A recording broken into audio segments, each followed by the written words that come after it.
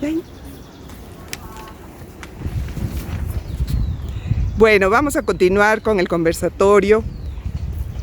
Quisiera que me cuentes brevemente cuándo empezaste a escribir, aunque ya me has dicho más o menos cuál fue el motivo, que me parece un motivo hermoso además, ¿no? El que nazcas desde tu infancia prácticamente, hayas sentido el corazón de poeta. Pero quisiera que me cuentes cuándo empezaste a escribir y cuál fue la razón que te impulsó a escribir, no solamente poesía, ¿no? Sino a escribir en general. Sí, recuerdo que, o sea, mi impulso ya, eh, no te puedo decir serio porque no sabía, es desconocido, es un aprendizaje. ¿No? El poeta no termina de desaprender y conocer su vida, su naturaleza. Fue cuando más o menos tenía yo recuerdo, tenía 14 años, 15 años. Mis padres vivían en Venezuela. Nosotros habíamos vuelto, como te mencionaba, habíamos vuelto de Caracas. Yo retorné a los 12 años de edad y después mis padres con mis hermanos retornaron a Venezuela y yo me quedé en Quito.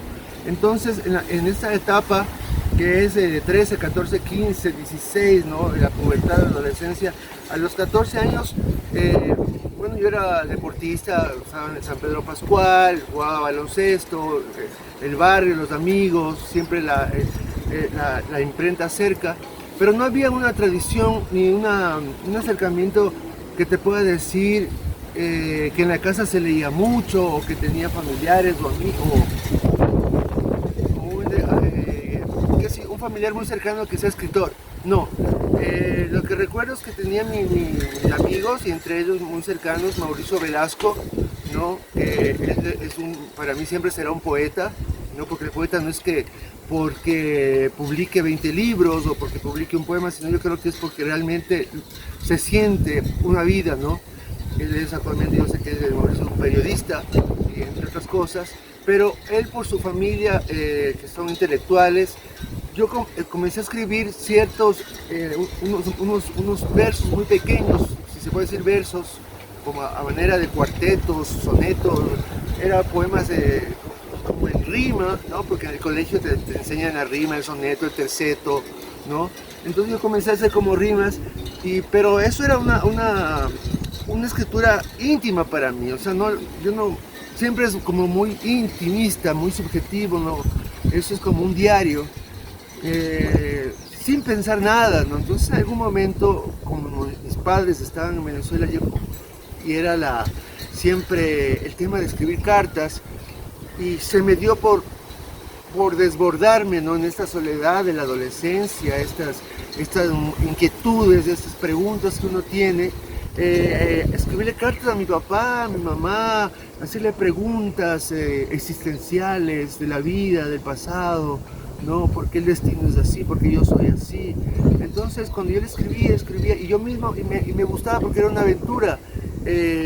Yo vivía por la Luruncoto, cerca del Colegio Montúfar, y me iba caminando, entonces tenía el papel carta, aéreo, el sobre, las estampillas, y para mí era una aventura además. Me iba caminando, cogía el bus, el Colón Camal, recuerdo, y me iba al centro, a los correos nacionales a franquear, esa era la palabra, a franquear las cartas, ¿no? Entonces eso era, para mí era una aventura. Yo mismo iba y compraba las estampidas y les mandaba. Entonces, siempre con el deseo ferviente que esa carta llegue. Y mira cómo es, ahora que me preguntas, nunca me hubiera imaginado que capaz las cartas se hubieran perdido. Y fue tan mágico, se puede decir, tan vívido, que todas las cartas que escribí, muchas que envié, te puedo decir que escribía hasta 3, 4 al mes, les enviaba, nunca, todas llegaron.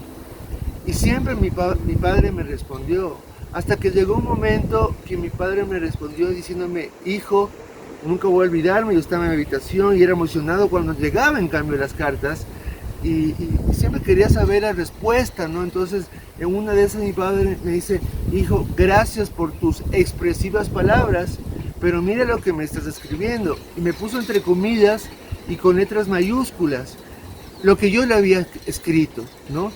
Y cuando yo me volví a releer, entre comillas y con letras grandes, que mi padre me había copiado, ¿no?